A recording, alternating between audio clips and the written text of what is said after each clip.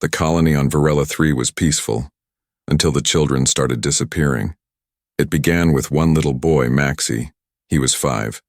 He liked to play near the bluegrass fields beside his home dome. One morning, his bed was empty. His blanket was cold. His shoes were still there, but Maxie was gone. The colony thought he wandered off. Search teams were sent. They found nothing, except a small trail of sharp claw marks on the floor near his window, and a tiny, half-burned toy. Then came the second child, a girl named Nina. She vanished during nap time at the learning center. Security footage showed nothing, just a soft flicker of movement, like a shadow with wings. Panic spread. Colonists locked their doors. At night, children weren't allowed to play outside. The mayor ordered curfews. Soldiers were placed on patrol. But still, the disappearances continued. The creature never left blood, never left prints, only the same 3 clues. A missing child, a faint smell of smoke, and sometimes a scratch mark on the wall, like a sharp tail had touched it. People began calling it names: the night thief, the demon kidnapper, the winged shadow. But no one had seen it clearly. Not until Jana, the 12-year-old daughter of the foreman, survived. She was asleep when something woke her, a low clicking sound. Something was crawling on her windowsill. She peeked out from her blanket and saw it. It was small, no taller than a 6-year-old human. It had smooth black scales, 2 wings folded like cloaks around its back, glowing red eyes, and a mouth full of sharp, tiny teeth. She didn't scream, but she couldn't move. It tilted its head at her, like it was studying her. Then it reached out with a small clawed hand and smiled. That was when Jana's mother burst in. The creature leapt from the window and vanished into the night, but not before its claw scraped the wall, leaving a mark and a piece of its black scale behind. The scientist ran tests on the scale. It wasn't from any known Earth animal. It wasn't metal, not plastic, not fake. It was real and alive. The doctors confirmed it. This thing was an alien life form, possibly young, possibly intelligent. That night, the colony voted. No more waiting. No more guessing. They would set traps. They would catch, get or kill it. Soldiers surrounded the nursery zones. Old toys were rebuilt with heat sensors and audio spikes. A small doll was fitted with a camera and placed under a fake blanket. All they needed was time. On the 4th night, it came again. The sensors picked up movement. Small, fast, winged. It landed on the window ledge, slipped inside, and moved silently toward the bed. The fake child in the bed didn't move, but the creature seemed to know something was wrong. It sniffed the air. Its eyes narrowed. Then it turned its head toward the camera and smiled again. With one swipe, it melted the doll and the camera in seconds. The feed went dark. The alarms rang too late. The creature flew out into the darkness before any soldier could reach the room. But this time, they had more than a scale. They had clear video of its shape, though blurry. They could see its thin body, its strong wings, its sharp tail, its strange, small hands. It wasn't a beast. It wasn't wild. It was something else. A hunter. And maybe even a child. The colony's leaders sat around the table in silence. One of them finally said, "If it's hunting our children, and it's only a baby." The room went cold, because that meant something worse. What happens when it grows up?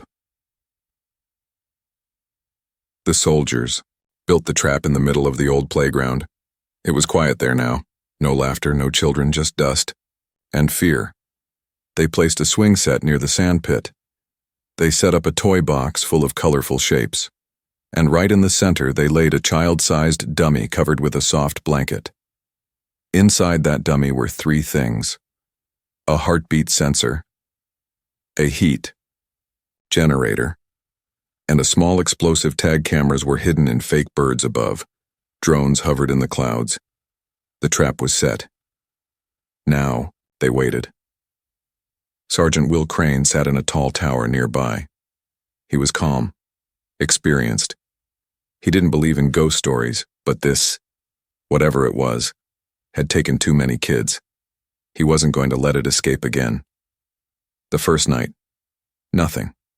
The second, nothing. The third, at 03:17 hours, a camera blinked. The fake swing creaked once, then stopped.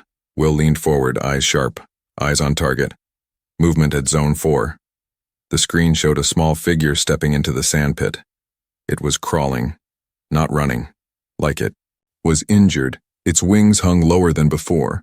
One leg dragged behind it. Its claws touched the dummy, then paused. It tilted its head again, just like the last time. Then, it moved fast. It opened the blanket and hissed. Sharp teeth flashed. It sensed the trap. Will didn't wait. Engage the net now. From above, a silver net dropped from the fake tree. It hit the creature hard, pinning it to the ground. It thrashed and screamed, a sound like metal scraping glass. The drones rushed in, searchlights turned on, soldiers stormed the field, guns up. But before they reached it, it breathed fire. A wide burst of golden flame melted the net in seconds. The grass burned. The dummy exploded from the heat. Cameras sizzled. Smoke filled the air. Will jumped from the tower, gun ready. He saw it rise from the ground, limping, wings weak, but still dangerous. It looked at him, right at him, and for a second, he saw its face clearly. It had big black eyes, no pupils, a snout like a fox, sharp ears, and behind all that, a sad expression, like it didn't want to be here, like it was tired. Will didn't shoot, but the others did. A shock round hit the creature's side. It screamed again and flew into the air, staggering, barely escaping into the sky. Everyone froze. The fire burned low. The net was ashes. The trap had failed again. But now, they knew more. The creature was smart. The creature was hurt. The creature was still coming. Later that morning, Will replayed the footage again and again, zooming in, watching its eyes, its hands, its limp. He paused the video at one moment. The second, before it fled, when it looked straight at the camera, he leaned back and whispered, "It's not just hunting. It's thinking." A voice behind him asked, "Sir, what do we do now?" Will stared at the screen, then said, "Next time, I'm catching it myself." In the corner of the image, on the edge of the burning playground, was a small mark in the sand, a tiny set of clawed footprints leading toward the mountains. The hunter had left a trail, and for the first time, humanity was ready to follow. The hunt began at dawn. Sergeant Will Crane led the team himself. 5 soldiers, 2 drones, heat scanners, tracker bots, and one goal: find the dragon. Injure if needed. Capture if possible. The footprints were clear in the sand. Tiny claws. A dragging, tail burn marks on the ground where it had breathed fire. It was moving slowly now. Wounded. Tired.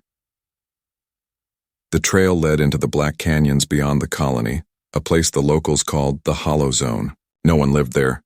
Not even bugs. Too quiet. Too dry. And now, too dangerous. Will raised his hand. "Hold here." The team stopped beside a ridge. Below them, a narrow valley opened up. Scanners beeped. A warm reading flickered on the screen. Something small, barely moving. He gave the signal. 2 soldiers circled left. 2 went right. Will and a drone moved straight ahead. As they stepped into the canyon, the air changed. Hot, still, smelled like smoke, like something had been burned alive. Then, movement, behind. A rock, a flash of black scales. Will signaled, "Now." The drone flew ahead and dropped a stun grenade. Boom. A small scream echoed across the canyon. The team rushed in and saw it. The creature was curled behind a rock, one wing torn, its leg bleeding dark blue fluid. Its body was shaking. It hissed and tried to stand, but it couldn't fly. One soldier aimed his weapon. Will shouted, "Don't shoot!" He stepped closer. The alien dragon bared its teeth, but didn't move. It was too weak, too scared. Then something strange happened. The creature looked behind it, toward a dark hole in the rock. Will followed its eyes and saw 3 tiny shadows. He moved forward and gasped. 3 smaller dragons, even tinier than the first, curled in a nest of blankets. Toys and bones. Human bones. Children's bones. And next to them, half-eaten food rations stolen from the colony. One soldier cursed under his breath. This thing was feeding them. With our kids. Will stepped back. His heart felt heavy. This wasn't just a monster. This was a mother, or maybe an older sibling trying to protect the last of its kind. But it had done it with blood. The wounded dragon raised its head weakly, and in a broken voice, it hissed, "Leave them." Will froze. It had spoken. Not clearly, but the words were there. It understood. Then one of the baby dragons cried out. The sound was soft, like a kitten. Will's gun lowered. He looked at the alien. She didn't move. She just looked back, waiting for death. "Sir," a soldier asked. "Orders?" Will didn't speak. He stared at the babies, at the mother, at the burned marks on the walls, at the old human toys. The truth was ugly. The dragon had taken children, killed some, fed others. But why? Survival? Fear? Or something worse? Will turned to his team. "Pull back." "What?" "Pull back." They hesitated, but obeyed. As they walked out, Will looked over his shoulder one last time. The creature collapsed beside her young, her body wrapped around them, shaking, protecting. Outside the canyon, the sun was rising, but something in Will's chest felt cold. He sat on a rock and pulled off his helmet. "We won," a soldier said. Will shook his head slowly. "No. We just made a monster bleed. And somewhere deep in the canyon, that monster was healing, watching, waiting." 3 days passed after the canyon mission. No attacks, no missing children, no fire in the night. But something haunted Sergeant Will Crane. The nest, the babies, and the way the creature had whispered, "Leave them." He couldn't forget the look in her eyes. Not wild, not evil, just tired, like she had already lost too much. So Will made a choice. He returned, alone. He rode a silent glider through the early morning fog and landed near the same black canyon. He didn't bring a gun, only a scanner, a drone, and a small pack of food. The rocks were still scorched from the last fight, but the footprints were gone, covered, as if someone had swept them away. He moved carefully through the stone gap, deeper into the canyon, and then he saw it again, the nest. But now, it was empty. No dragons, no movement, just silence. Will knelt and examined the area. The blankets were still there, and the bones. But this time, he looked closer. His heart began to pound, because some of the bones were not human. They were thin, hollow, like birds, sharp at the ends, and still glowing faintly with blue dust. Alien bones, baby dragons. Will's hands shook. He counted 6 tiny skeletons, all laid in a circle, wrapped gently with cloth, like someone had buried them, like a mother mourning her young. In the far corner of the cave, he found something else. A cracked device, half metal, half organic, still flashing. He tapped it. It played an old message in a deep alien language, then translated. "Evac failed, crash landed, all adult protectors dead, only young survived, food limited, searching." Will sat back slowly. This wasn't a creature from Varela 3. This was a survivor of a crashed alien ship. maybe years ago, maybe longer. The babies must have hatched in the wild, alone, hungry, and one of them had learned to survive. By hunting. Will looked at the child-sized toys in the nest again. Some belonged to the missing children, but others were handcrafted, made of rock, feather, and string, dragon-made. They weren't just killers. They were mimicking humans, trying to play, trying to learn. Will pulled out the food pack. He set it on a flat stone and whispered, "I'm not your enemy." Then he stood and walked away. Back at the colony, no one believed him. They still wanted the dragon found, punished, killed. But Will had seen too much now, and he knew. This wasn't about monsters. It was about what fear turns us into. That night, as the stars rose over Varela 3, a small winged shadow returned to the nest. She sniffed the air, touched the food with her claw, and for the first time, she didn't run. She didn't set fire. She just sat beside the small graves of her lost ones and closed her eyes, because now she knew someone had understood. The colony gate stood quiet at sunset. The air was cool, peaceful. No alarms, no patrols, just silence, until the guard on the north wall shouted, "Something's coming." Every rifle was raised, searchlights turned on, soldiers rushed into position, and then they saw it, a small black-winged figure limping toward them. It was the dragon, alone, burned, bleeding, no fire in its mouth, no rage in its eyes, just exhaustion, and in its tiny arms. It carried something wrapped in cloth. "Hold fire," Sergeant Will Crane ordered, stepping forward. But the other soldiers didn't lower their guns. One twitchy finger was all it would take. The dragon stopped 5 feet from the gate, dropped the bundle gently on the ground and stepped back. Then in a cracked, low voice it said, "This one did not eat." Everyone froze. Will moved closer. He bent and opened the cloth slowly. Inside was a child, a human girl, dirty, cold, but alive. She coughed weakly. Tears ran down her face. She whispered. She kept me safe, gave me food, told me to wait. Gasps spread through the soldiers. The dragon sat on the ground, wings folded, hands up. Its voice shook. "No more take, no more burn. Just talk." Will stepped forward, dropped his weapon, and knelt. He looked into the dragon's tired eyes and spoke gently. "Why, our children." The dragon closed its eyes, then said, "Ship fell. All parents gone. Only us. Hungry, cold, afraid. No fire, no food." Its claws touched its chest. "I chose to live. I chose for them." Tears fell from the girl's cheeks. "She cried when the others died," she said. "She tried to feed them. Like a mother." Will stood, faced the other soldiers. "Are we ready to listen, or just shoot?" The crowd was quiet, weapons lowered.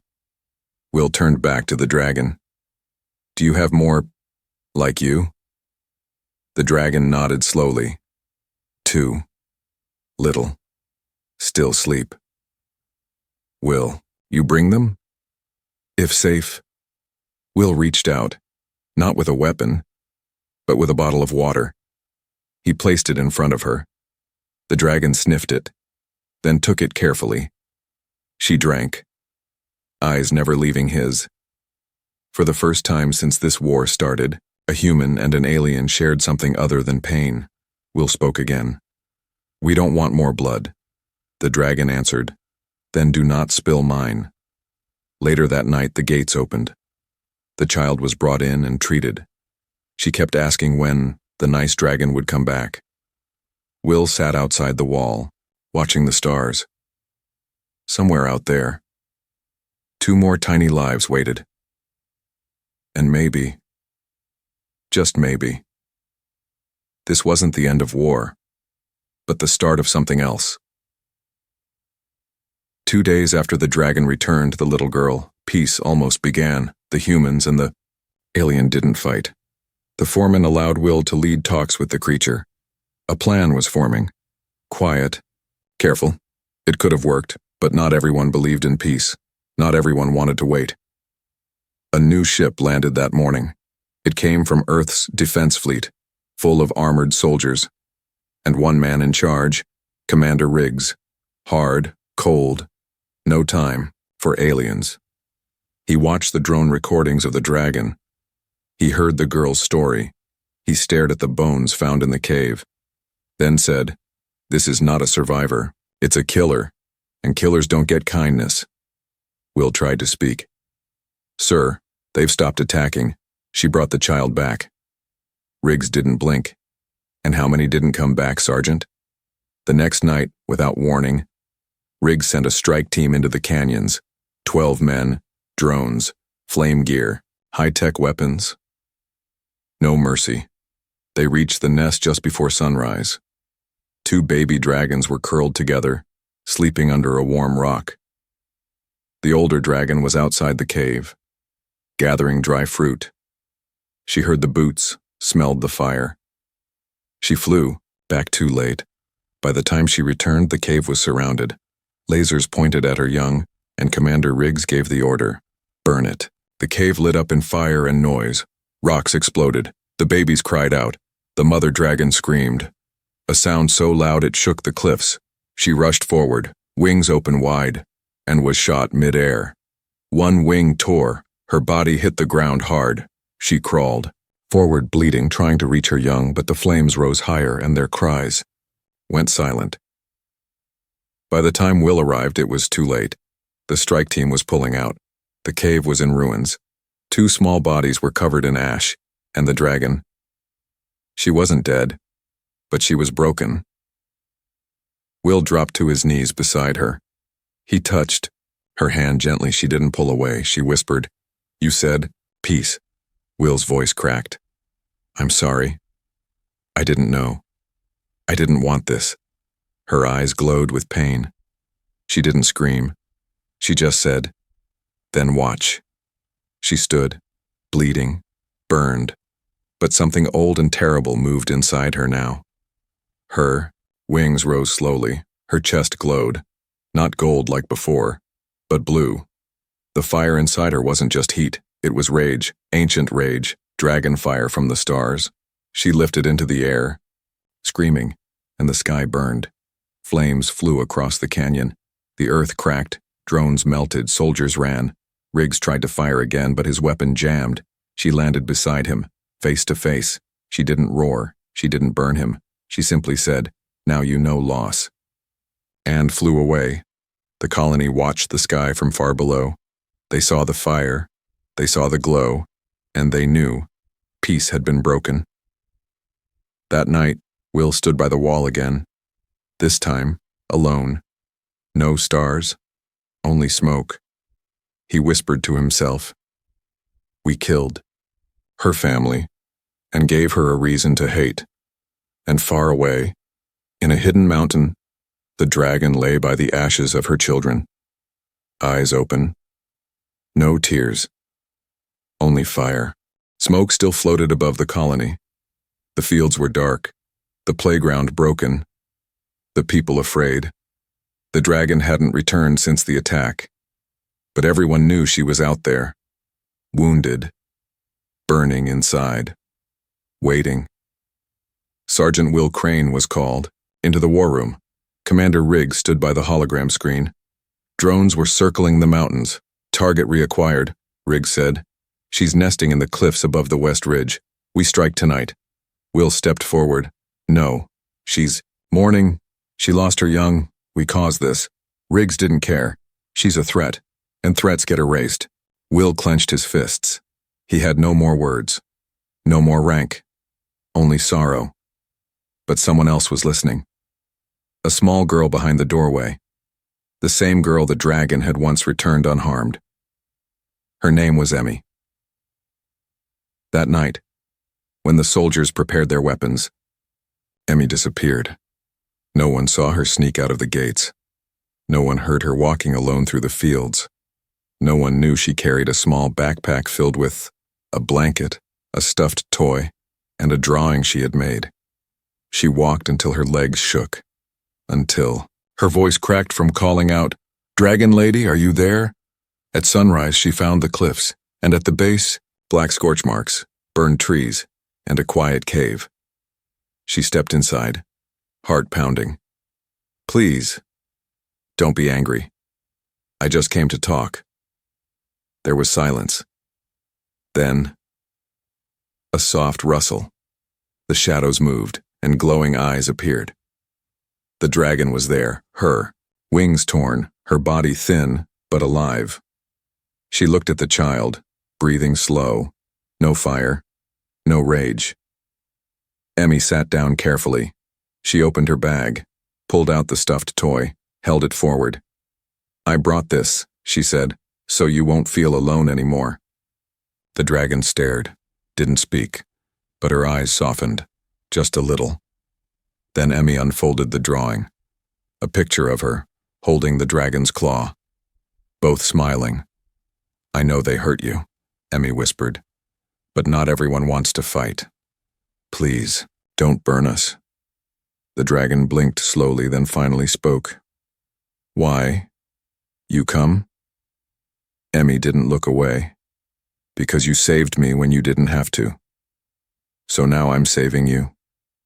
The dragon lowered her head, touched her claw to the picture, and, for the first time, she wept. Not fire, not blood, just silent tears. At that same moment, drones locked on, missiles aimed, target confirmed. Commander Riggs gave the countdown. 3, 2. Suddenly the drone feed flickered. A tiny human heat signature appeared near the dragon. "Sir," a soldier shouted, "there's a child with her." "Abort," Will yelled. "Abort the strike." Silence. Then the drones pulled away. No shots fired. No fire in the sky. Emmy returned to the colony that evening. The dragon didn't follow, but watched from a distance, hidden among the cliffs. Later that week, a gift appeared at the colony gates, a perfect circle of stones. Inside it, the drawing Emmy gave her, and a necklace made of smooth blue scales, a sign of peace.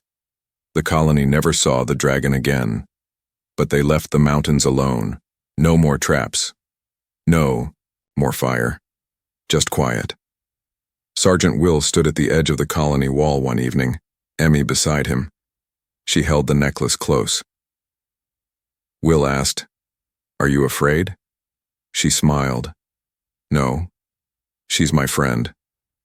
And from far beyond the cliffs, 2 wings opened in the moonlight and a shadow rose into the stars, free at last.